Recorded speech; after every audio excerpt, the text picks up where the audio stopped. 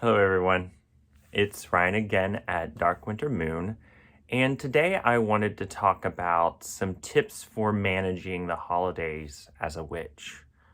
So, if you've watched my other videos, you know that I grew up in the South in a very Christian environment, and before I became a witch, my favorite holiday was always Christmas. And my favorite part of the Christian Christmas story was the story of the Nativity. And so, looking back, I recognize that it was the mystical side of Christianity that meant the most to me when I was a Christian. And you can see that desire for the mysticism, for the other, for magic, for mystery, expressed now in my pursuit of witchcraft and my growth in that environment and in that path.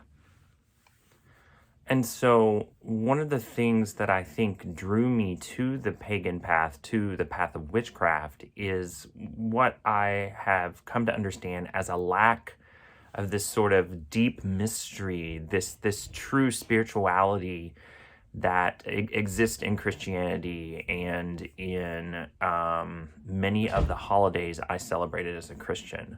So because that was missing from the Christian path, the Christian practice that I was on, I found myself at a deficit, lacking. I found myself searching for something. And so I wanted to create this video because I am guessing there's a lot of folks out there that feel the same way about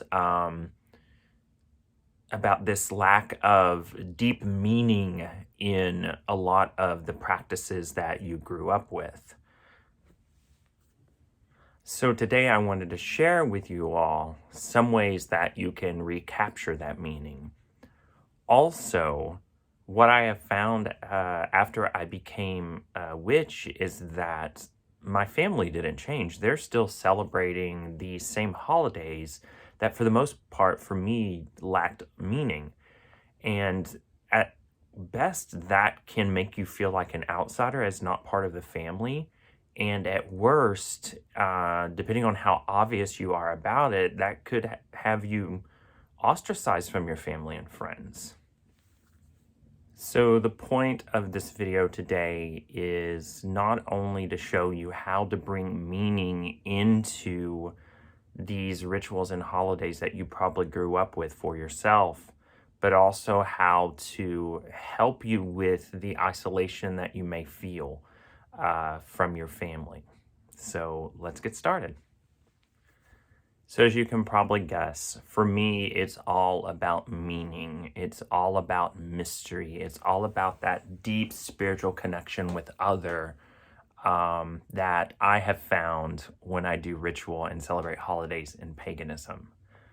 So let's talk about Thanksgiving. How do we do that? It's coming up next week. How do we bring meaning into Thanksgiving? And the way I like to do that is first of all, ask myself, well, what is Thanksgiving about, for instance? What is that holiday about? What is the ideal that we grow up learning that Thanksgiving is about? And that is the clue that is at the core of finding its meaning. So what is Thanksgiving? It's literally about giving thanks. So what I do is I think about that one word, and I think, how can I build a practice for myself around this idea of Thanksgiving? And so what I would do is set up my altar or an altar specifically for Thanksgiving and representing things that I am thankful for. I would probably put gifts that have been given to me from people that mean something to me, to remind me of them and how thankful I am for them. I would probably put offerings to deity on the altar in order to show my thanks, and do all of this with mindfulness and holding this idea of thanks in my heart, of being grateful for the blessings that I have in my life. So setting up a ritual around that. And then what I would probably do if I was really wanting to get into this embodiment of thanks is I would open a circle and I would call on the elementals, and each elemental that I called on, earth, air, fire, water, I would thank them for their specific gift. For instance, I would think of air and call on air, and I would say, thank you, air, for your clear thought, for giving me words to speak, for the cool autumn breeze that blows through my window at night. Thinking about all the things about air that I'm thankful for.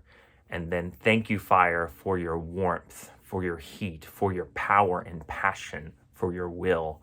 And thank you, water, for quenching my thirst and for your cleansing flow and etc. And thank you, earth, for the firm foundation upon which I stand and for all of the beautiful crystals, for instance. I mean, it's really about you and what you can be thankful for. But in this ritual, if you decide to cast a circle around your Thanksgiving altar, then calling on your deities or your powers or your guardians and or your ancestors and just thanking them and embodying all of these things that you have to be thankful for. And when you do this, you'll start to feel this connection with the holiday and its meaning. And to me, finding that connection, even if it's me by myself, goes a long way to also bridging the gap between me and my family, especially if I tell myself I'm thankful for them, which I am. And so depending on your circumstances and safety this particular Thanksgiving, you may either find yourself on Zoom or FaceTime with your family for Thanksgiving, or you may actually be able to see them. And I think that if you do feel that isolation from them, this separation because of the different ways that you believe and celebrate, then carrying that idea of Thanksgiving, holding that spirit and being thankful as you interact with them and trying to focus on how thankful you are for them or thankful that you can even communicate with them, even if you're not able to be in their presence. That helps to bridge that gap. And so what I would do is do the ritual right before you're scheduled to meet with them. Do the Thanksgiving altar, create that, and do that simple opening of the circle and giving thanks.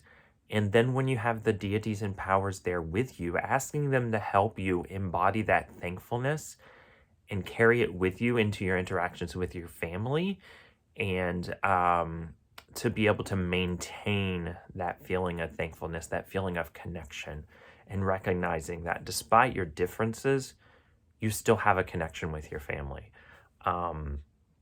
My family drives me crazy most of the time, and I think that's probably pretty normal. And whenever that feeling gets to be too much for me, if I just remember how much I love them and how much I am actually connected to them, then it really goes a long way to helping me to not feel so isolated. Another way that really helps me, as far as Thanksgiving in particular goes, is trying to schedule a Friendsgiving with people that have a common heart and a common mind to me, especially if it's other pagans or witches. Or spiritual people that are open-minded. Doing that as well, or as a replacement for your family if you aren't that close to them, is a great way to manage that feeling of isolation, and a great way to structure a Thanksgiving dinner type environment around the ideals that I was talking about as far as actually really thinking about being thankful and feeling that feeling and finding that feeling of connection. Literally building your own Thanksgiving dinner with your chosen family is a really great way to manage this feeling of isolation. And so, to sum that all up, it's really important to go back to the core ideal of a holiday, in this case, Thanksgiving, and focus on that, build ritual around that, build community around that, and ask and try to carry that feeling of Thanksgiving into your interactions with your family or friends that don't believe the way that you do, that don't or are unable to embody that feeling of Thanksgiving. That's key. Starting with that core, that idea of giving thanks and being grateful will go a long ways to bridging that gap for you this holiday.